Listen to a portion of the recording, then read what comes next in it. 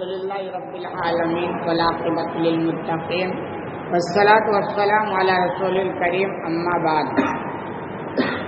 باب ہے باب ذکر بعد الصلاۃ، یعنی نماز کے بعد ذکر کا بیان. اب نماز پڑھتے ہیں، اس کے بعد سلام پھیرا جاتا ہے. سلام کے بعد بھی کچھ دعائیں پڑھی جاتی ہیں.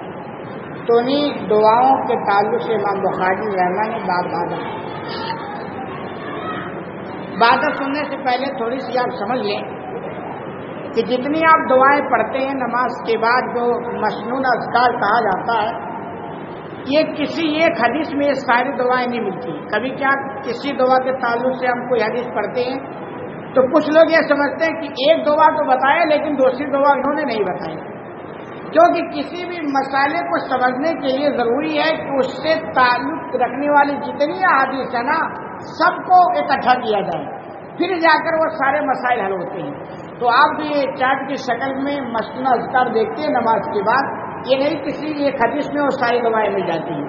یہ تو ہمارے اسلاف کی مہربانی سمجھو کہ انہوں نے محنت کر کے ساری دعاؤں کو اکٹھا کر دیا، بس آپ کو صرف پڑھنا ہے. تو یہ دعائیں الگ الگ احادیث میں ان کا تذکرہ ملتا ہے. تو آپ انہیں سمجھے کسی کو کسی حدیث پہ بیان کیا تو دوسری دعا نہیں، ایسی بات نہیں. چنانچہ حدیث عن ابی ہریرہ رضی اللہ عنہ قال جاء الفقراء الى النبي صلی اللہ علیہ وسلم فقالوا ذهب اهل الدثور من الاموال بالدرجات الاولى والنعيم المقيم. ابو ہریرہ رضی اللہ تعالیٰ عنہ روایت کرتے ہیں کہ کچھ فقیر لوگ اللہ کے رسول صلی اللہ علیہ وسلم کے پاس آئے. فقراء یعنی بہت ہی تنگ دستی کے شکار رہنے والے لوگ. ایک مرتبہ اللہ کے رسول صلی اللہ علیہ وسلم کے پاس آئے اور انہوں نے کہا کہ اللہ کے رسول، مالدار حضرات یہ اونچے درجات اور دائمی نعمتوں کو حاصل کر لیا. کہنا یہ چاہتے تھے کہ ہم میں سے ہم لوگ تو غریب ہیں، فقراء ہیں، ہمارے پاس گھر دولت نہیں ہے، لیکن ہم میں سے جو مالدار حضرات ہیں انہوں نے اونچے درجات کو بھی حاصل کر لیا ہے اور دائمی نعمتیں یعنی جنت اور جنت کی نعمتیں بھی گویا وہ حاصل کر چکے ہیں. یعنی ان کو یہ ہوا کہ یہ لوگ ہم سے آگے جا رہے ہیں. میں کہا کرتا ہوں کہ ہمارے مطلب اندر کچھ فطرت رکھی گئی ہے، تو اس کے لیے ضرورت ہے نا کہ ہم اس فطرت کو صحیح رخ دے دیں. مثال کے طور پر ہمارے اندر لالچ جو ایک چیز ہے یہ رکھی گئی ہے اور یہ فطری چیز ہے. تو اب ہمیں چاہیے کہ ہم اس لالچ کا صحیح رخ دے دیں، یعنی ہماری یہ لالچ صحیح چیزوں میں ہو جائے. مثال کے طور پر ہماری لالچ ہو جائے نیکیوں کے کرنے میں، ہماری یہ لالچ ہو جائے اللہ کے راستے میں زیادہ خرچ کرنے کے لیے، ہماری یہ لالچ ہو جائے صدقہ خیرات کرنے کی، تو یہ صحیح رخ دے دیا جائے. تو ایسے ہی ہمارے اندر کچھ کمپٹیشن یعنی مقابلہ آرائی کی بھی صفت رکھی گئی ہے. تو ضرورت اس بات کی ہے کہ ہمارے اندر جو مقابلہ آرائی ہے ہم اس کو کیا کریں، صحیح رخ دے دیں. دنیا میں مقابلہ آرائی کرتے ہیں نا کہ فلاں آگے چلا گیا تو ہم کو اس سے آگے جانا چاہیے، اور فلاں کی آمدنی اتنی ہے تو ہم کو اس سے آگے آمدنی کرنا چاہیے، یا اور فلاں کے گودام سے اتنا مال بک گیا تو ہمارا اس سے زیادہ بکنا چاہیے. یہ ساری چیزیں ہم کیا کرتے ہیں، دنیا میں کر دیتے ہیں. حالانکہ اس کو ہمیں صحیح رخ دینا چاہیے. یہ کمپٹیشن آپ آخرت کے تعلق سے ہو جائے کہ فلاں آدمی فلاں جگہ یعنی دینی محفل میں یا نیکی کے کام میں اتنا خرچ کیا ہے تو مجھے چاہیے کہ اس سے زیادہ خرچ کرنا چاہیے. اس نیت سے نہیں کہ لوگ کہیں گے کہ یہ زیادہ خرچ کرتا ہے، اس نیت سے کہ اس کے ثواب سے میرا ثواب زیادہ ہو جائے. یہ کمپٹیشن یہاں ہونا چاہیے.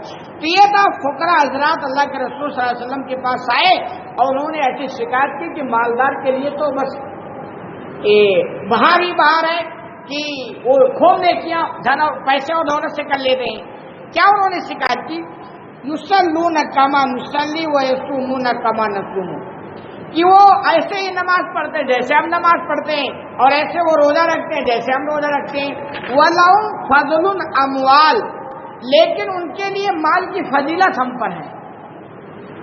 کہہ رہے یحجون بها ویعتمرون ویجاہدون ویتصدقون، وہ اپنے مال کے ذریعہ حج بھی کر لیتے ہیں، عمرہ کر لیتے ہیں، جہاد بھی کرتے ہیں، صدقہ بھی کرتے ہیں. کہنا یہ چاہتے ہیں کہ بھئی ہمارے پاس مال تو نہیں ہے ہم کیا کر رہے ہیں؟ نماز پڑھتے روزہ رکھتے ہیں، ایسی یعنی بدنی نیکیاں تو کر لیتے ہیں، اور یہ بدنی نیکیاں وہ مالدار لوگ بھی کرتے ہیں، لیکن وہ مالدار لوگ اپنے مال کی وجہ سے کچھ نیکیوں میں آگے جا رہے ہیں، کس میں؟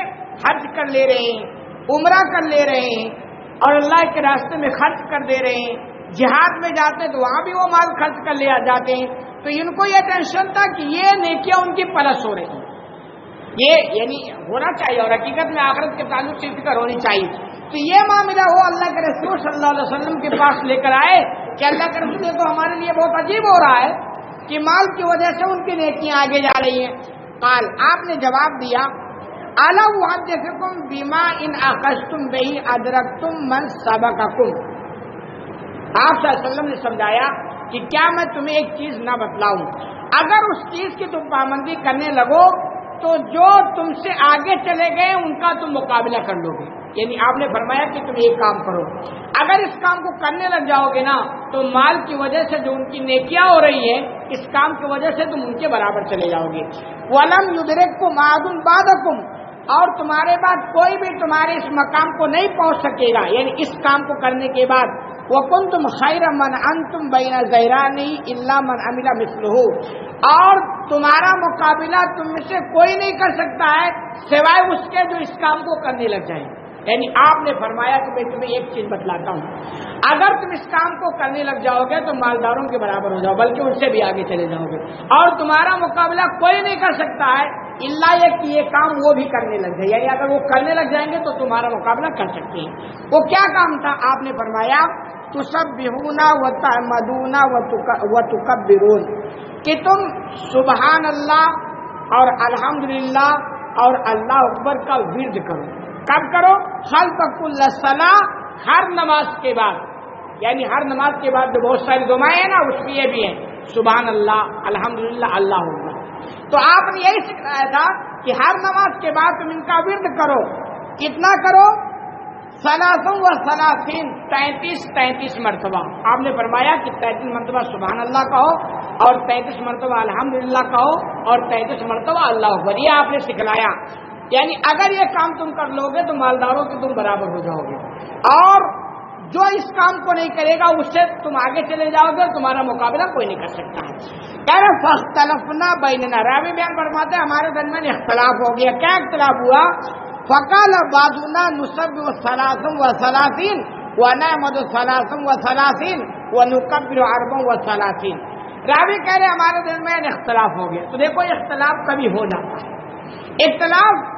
کچھ اختلاف غلط فہمی کی وجہ سے ہوتے ہیں، تو اگر ایسا اختلاف ہو جائے نا تو اس کو بنیاد بنا کر آپ زیادہ لڑائی جھگڑا نہ کریں، ہو گیا ٹھیک ہے، اختلاف چلتا رہتا ہے۔ تو کہہ رہے صاحب وہ راوی پر ہمارے درمیان اختلاف ہو گیا۔ کیا اختلاف ہوا؟ ہم میں سے کسی نے کہا کہ 33 مرتبہ ہم سبحان اللہ کہیں، اور 33 مرتبہ ہم الحمدللہ کہیں، اور 34 مرتبہ ہم اللہ اکبر کہیں۔ یعنی وہ ہے کہ اللہ کے رسول نے جو سکھلایا ہے اس میں آپ نے 34 مرتبہ اللہ اکبر کہا ہے، اور کچھ لوگ کہہ رہے تھے نہیں 33 مرتبہ ہی کہا، تو اس میں اختلاف ہو گیا۔ تو اب اختلاف جب ہوا نا تو حقیقت میں وہ بڑے اچھے لوگ تھے، وہ اختلاف کا حل نکالنا چاہتے تھے، فوراً وہ اللہ کے رسول کے پاس پہنچ گئے۔ اور ہمارے لیے بھی یہ فارمولہ ہے کہ ہمارے درمیان اگر کوئی اختلاف ہو جائے تو ہمیں بھی چاہیے کہ ہم اس کو کہاں لے جائیں؟ اللہ اس کے رسول کے پاس، یعنی قرآن و حدیث سے اس مسئلے کو کیا کریں؟ حل کرنے کی کوشش کریں۔ کہہ رہے فرجا تو الی، راوی فرماتے میں اللہ کے رسول کے پاس لوٹ کے گیا، فقال، پھر آپ نے فرمایا تقول، تم کہو سبحان اللہ والحمدللہ واللہ اکبر، یعنی یہ کلمات آپ تینوں کہو، حتی یکون منہن کلہن 33 یہاں تک کہ سب کی تعداد 33 مرتبہ ہو جائے، یعنی آپ نے فرمایا کہ 33 مرتبہ تینوں کو کہنا ہے، تو یہاں مسئلہ حل ہو گیا۔ حالانکہ دوسری روایت میں 34 مرتبہ کا بھی تذکرہ اللہ اکبر کا ملتا ہے، تو اہل علم نے اس کی تطبیق کی ہے کہ چونکہ 33 یہ 99 ہو رہا ہے، اب 100 کی تعداد کرنے کے لیے 34 مرتبہ اللہ اکبر کہہ دیا جائے تو 100 کی تعداد پوری ہو جاتی ہے، لیکن اگر آپ 33 مرتبہ کریں تو اس کے علاوہ ایک اور دعا اس چارٹ میں لکھا ہے، لا الہ الا اللہ وحدہ لا شریک لہ لہ الملک ولہ الحمد وہو علی کل شیء قدیر۔ اگر 33 مرتبہ کریں تو اس دعا کو آپ پڑھ لیں جو 100 کی تعداد پوری کر دے گا، اور اگر اس کو نہیں پڑھنا ہے تو آپ اللہ اکبر کو 34 مرتبہ کہہ سکتے ہیں، یعنی اس میں اختیار ہے۔ تو یہ بات سمجھ میں آتی ہے کہ جو نماز کے بعد مسنون اذکار ہیں اس میں سے یہ سبحان اللہ الحمدللہ اللہ اکبر بھی ہے 35 مرتبہ کہنا ہے، لیکن یہ ترتیب وہی رہے گا جو آپ کو چارٹ میں سکھلایا گیا۔ احادیث میں ترتیب نہیں ہے، ترتیب آپ وہی رکھیں جو آپ کو سکھلایا اور بتلایا گیا وہی، یہ کہ حدیثیں آگے پیچھے رہتی ہیں تو ترتیب نہیں برقرار ہو پاتا ہے۔ اللہ رب العالمین سے دعا ہے کہ العالمین تمہیں کہنے سننے سے زیادہ عمل کرنے کی توفیق عطا فرما۔